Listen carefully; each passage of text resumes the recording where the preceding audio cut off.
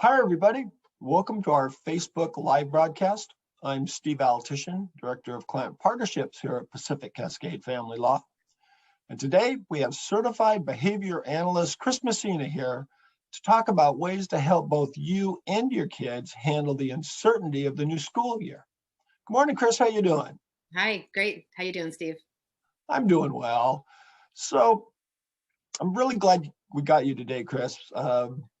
Because there has been a few changes and the school year is upcoming and it's just a great time to talk about what's going on.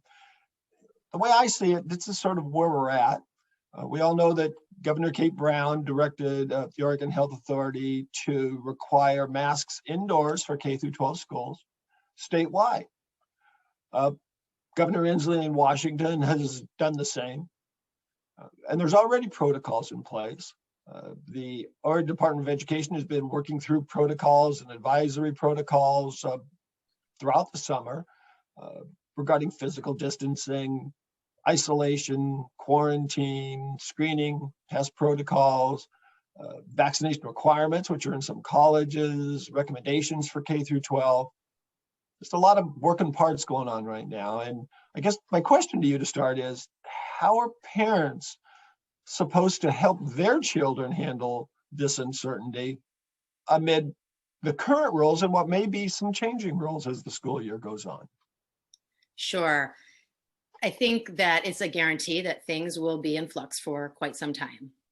And, as has been the case for the last 18-ish months, there's a lot of wobbliness in our lives right now.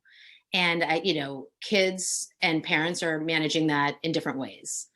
So, at the end of the day, in order to, you can't manage your child's emotions. You cannot manage any other human being's experience, right? So what can you manage? You can manage your own reaction to this ever-changing, uncertain environment, right? So by working on how you react, you are going to, be a model constantly for your child. Your child is, regardless of age, in some way, shape, or form, looking to you for how to react during what really are unprecedented times, right? None of us have a playbook for any of this, right? Even those in charge who are trying to create one. And we have discussed that everybody has their own opinion about said playbook, right? That's being generated. So, how you maintain your own composure and manage these big reactions or emotions is going to go a long way to determining how your kids react to these experiences. It seems to me that it's kids react, at least I remember, not just to what you told them, but how you told them. Your voice, your reflections, your reactions, and all that sort of, they pick up. They're pretty smart little guys, these kids. Yes, you and I have discussed in the past that you can fool a lot of people in this world. You can't fool kids. So, right, of course, they're going to pick up on your nonverbal cues, but they're really going to be listening to the words that you use. And, I want to make sure that not for a second am I misunderstood for saying that you should not, express to your kids your own frustrations and your fears and whatnot, right? We want to be authentic in our experience with our kids. But I would strongly suggest pausing and giving some real thought to the kind of language that you're going to use to discuss what might be frustrating you or what might be concerning for you. Words are super powerful. We know that. So if you'd like to, be transparent with your kids, then just be careful and conscientious about the language that you use, because it's going to be really tempting and really easy to react in the moment, right? So for example, if we get news that maybe there was an outbreak in a school, right? It's going to be really difficult to slow it down and suppress our initial reaction, which might not be something we want our kids to hear. Okay. That kind of sounds like what you're saying, and what I sort of remember experience sometimes is your kid will come home and there's a problem, and then everything is about the problem, and that becomes sort of the conversation, and it kind of takes it to a different level. Right. Well, you get stuck, right? So you're mired in this emotional muck, and all we're doing is complaining. So I think we can all agree on one thing. COVID is a problem. This is a serious issue, right? No matter what you believe, it's definitely impacting all of us in a really big way. So, we can complain. And I think if you peruse social media, you'll see that lots of folks are really enjoying sort of staying problem focused. I'm not really sure that's a great model for our kids. In fact, we know it's not a great model for our kids. If we want to have these conversations about how to navigate these really difficult experiences, as much as possible, I encourage us to remain solution focused, right? So if we had a rough experience at school and your kid comes home and somebody did get sick, or somebody didn't want to wear a mask, or, right? I mean, the zillions of things that are going to present. There's always a time for airing, right, our grievances and our issues. And so I say, just make sure that you're careful to limit that, and then maybe shift gears when appropriate. And you may have to direct your kid, because kids love to complain about the things, to looking at what are we going to do about it, right? Yeah. And I think as parents, we're going to probably feel really exhausted, really frustrated that life isn't going back to normal, whatever that is. But right, we're still in this. Yeah. So we may find that we want to just complain because we're bothered, we're tired, we're frustrated. So it's a chance to shift that lens. How much airtime am I giving to the complaint versus the solution? That makes so much sense. But there's so much going on, and just kind of went through some of the COVID stuff, not just the regular going to school stuff. There's a whole lot of information we could just dump on kids. I mean, how much information should we just be sort of trying to put in their heads? Right. Well, you and I have talked about how important it is for us as parents to be informed. And there's a lot, going through, you just touched the surface of what has been mandated by the state. And so as parents, we're going to remain fairly confused. We don't need to confuse our kids further. So clearly I would, suggest that if you've got a 5-year-old versus a 15-year-old, you're going to use your discretion and maybe share a little bit more with our older kids. But, I wouldn't overdo it regardless of the age. I would give kids the, essentials. What do they need to know about mask requirements? I know that we have some pretty stringent requirements potentially about hand washing and hygiene. I would say don't overdo it. Kids are stressed enough. They're starting this year hoping for nothing other than a return to being with my friends, right? Feeling like we used to feel. And they're not going to get that right away. It's funny you mentioned that. Just this morning, I was talking with a parent of my age who has kids of your age, and about how there's parents out there with a kid who's just starting first grade and is so happy to go to school. Is not necessarily thinking about this stuff so much, but is just happy, ready to go to school, and is it's almost like I feel we can put the problems into their heads that they may not have. Right. Well, and what I love about that, so a first grader, presumably 7 years old, is just still kind of excited, right, about just getting outside, taking my kids to like a soccer, lesson. It's just so exciting. There's just this sort of flavor of, oh yeah, right, this is what it feels like to socialize and connect. Because at the end of the day, right, what we're all really missing is the connection. Yeah. So you know what, maybe we can use your 7-year-old, your friend's 7-year-old child as an example, right, to kind of tuck away. Let's try and look through the lens of a 7-year-old kid who is going to be excited, right? We get older, I'm not sure if we get wiser, but right, we're looking at more of, right, the roadblocks in front of us. We need to do that, right? We need to be prepared. There are going to be things we bump up against that are going to require that we kind of look for solutions. But as much as possible, highlighting for kids and frankly for ourselves the good that's to come, because the world is opening up enough for us to all participate, in a different way, but certainly much more than we have been in recent Right. times. So. So the 7-year-old comes home and is confused or has a concern, or the teacher's making me do this, or, whatever they always said. I mean, and you would get that. So what do you do? I mean, do you tell your kid, you tell the teacher this? I mean, No. Right. So, in the same way that you and I have discussed in the past, the real danger of using a child or leaning into a child as like the messenger in a divorce scenario, right? You tell your dad I said this. We know that's a big no-no. Well, the same applies here.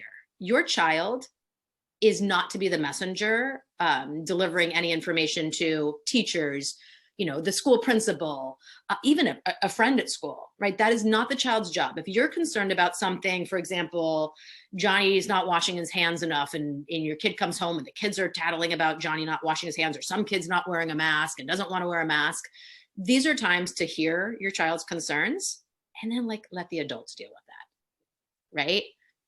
I think a lot of listening is going to go a really long way. Practice our listening skills, and we don't have to feel compelled to problem solve with our kid. Take it up with the adults.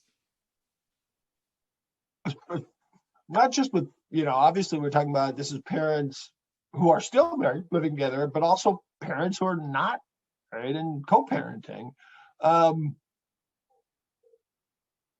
There's two sources of information going to the kid at that point. And what do you recommend in that case? Well, we know alignment is everything when it comes to managing the complexities of parenting between two homes, right? So that co-parenting alignment, looking through the same lens to as great a degree as possible. However, COVID there's a great divide in a lot of homes, right? So you've got one parent who believes the vaccine is important and another parent who disagrees vehemently, and you've got a kid who is of age to get a vaccine. Listen, there are going to be constant curveballs thrown, and to whatever degree you are able, trying to reach alignment is going to be really critical, but it may not be possible, right? If you truly, and do we agree to disagree in this situation? We might have to, but if it's coming down to a health concern, right, that might be a time to reach out to your child's pediatrician, right? So maybe, again, recruiting expert opinion to kind of help with maybe break the tie. Or, also remembering that you can lean into your family law attorney, right? If there's a question about are they allowed to forfeit days because they think my child might have been exposed? Is that allowed here? I mean, again, I don't think we have a playbook for this, but remembering that you've got resources. So whether they're medical professionals, teachers, family law attorneys, I would say lean in if you're really stuck, because I think a lot of people are going to get stuck. Yeah, we're here for the law stuff. I mean, it sounds, trite, but it's exactly true. So it sounds like staying calm is sort of a requirement and not going ballistic yourself. Any tips on this, and how we can manage ourselves not to jump off the cliff? Right, I know. So, this is kind of the stuff of life, right? We all want to practice how we handle ourselves and learn greater, and strengthen skills about managing these complex experiences in life. So how do you stay calm and less reactive? I always start with getting informed about something, right? So a lot of reactivity comes from misinformation in life, no matter the issue. So to the extent possible, in this unusual scenario, be informed, understand what is being required as much as we can. And I think schools are doing a really nice job. I know as a parent, I've been getting frequent emails with updates about new and revised expectations. So, knowledge is power, maybe not always, but a lot of the time. So I'd start there. Makes sense.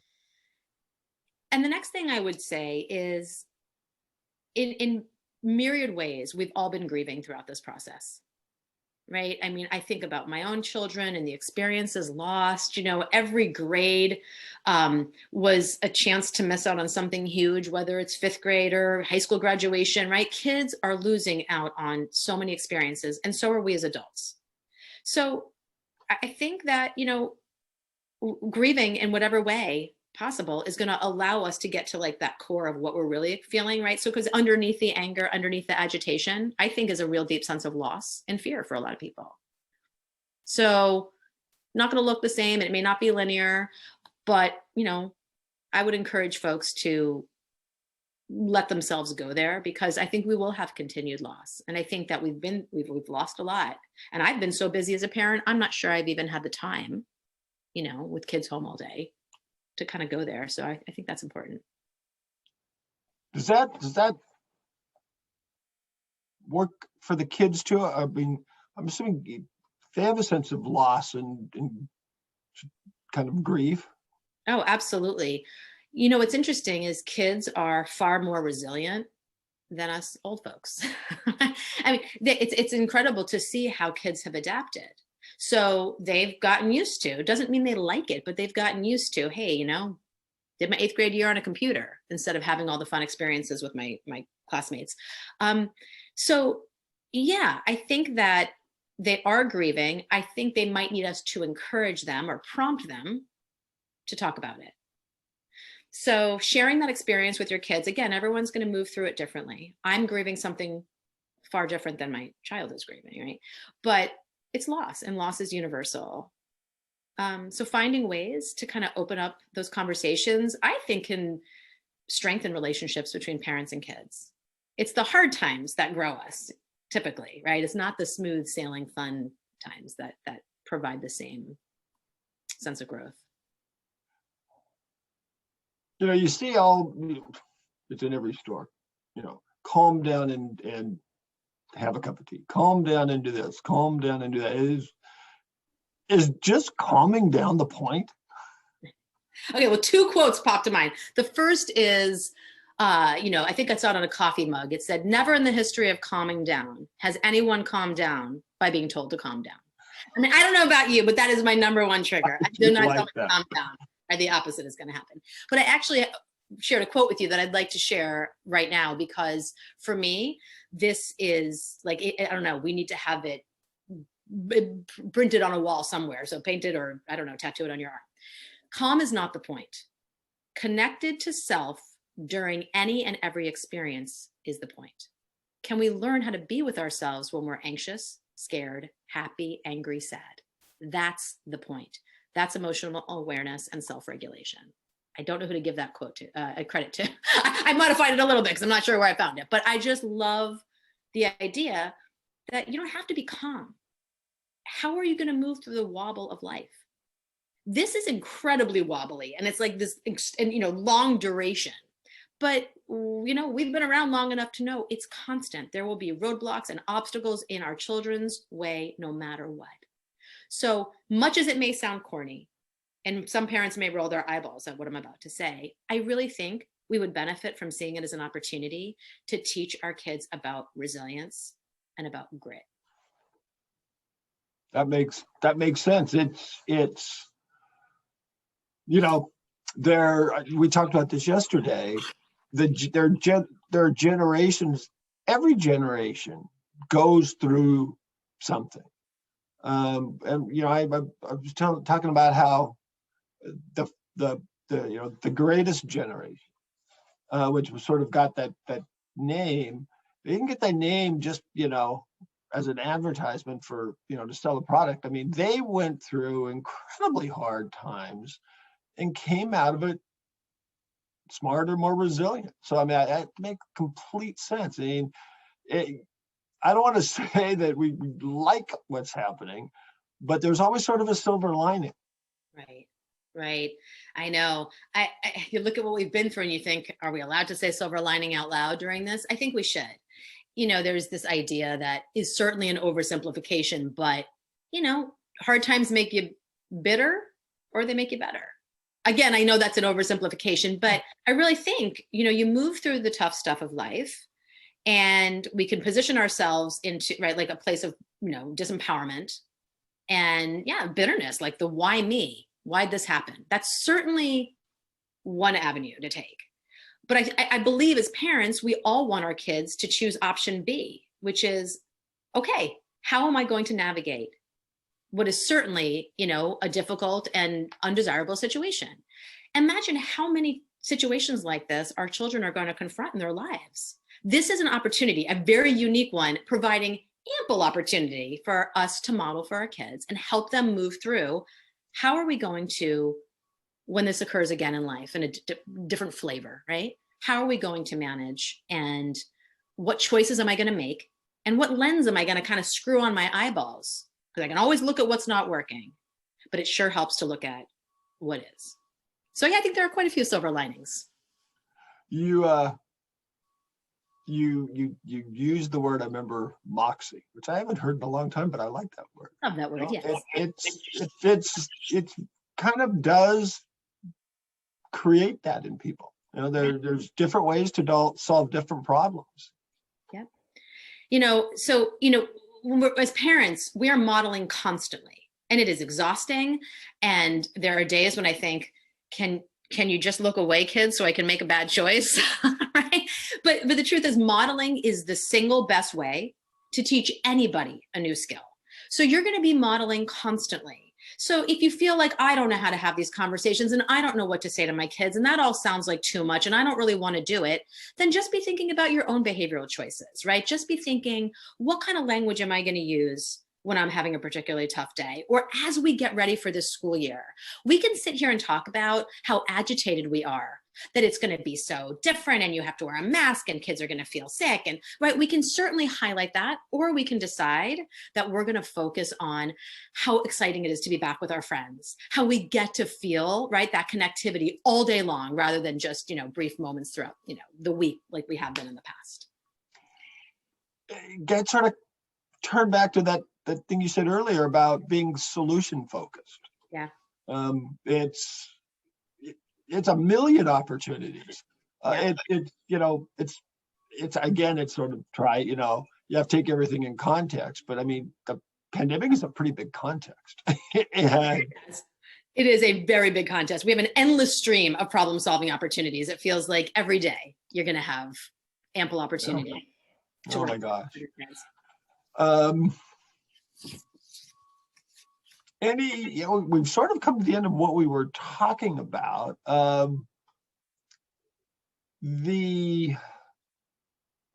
know in a lot of our past discussions, you've talked about the difference between conflict and compassion. Does that kind of come up here?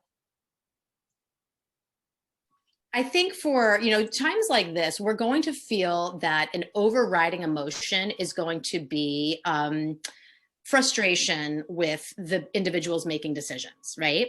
So I think that this is a time that we need to zoom out for a minute, or for many moments, and figure out, how am I going to lead with compassion, for example, if I'm really irritated with a choice that a teacher made, or if I feel like the principal of my child's school is inconveniencing me with a decision that they've kind of, mandated.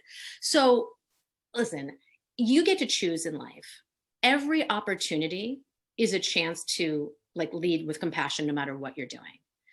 It is my belief that the only antidote to conflict is compassion. So we're going to come up against conflict. Your kids are going to bump up against conflict. I mean, heck, they may even have another student, right? Give them a hard time about a choice that they're making.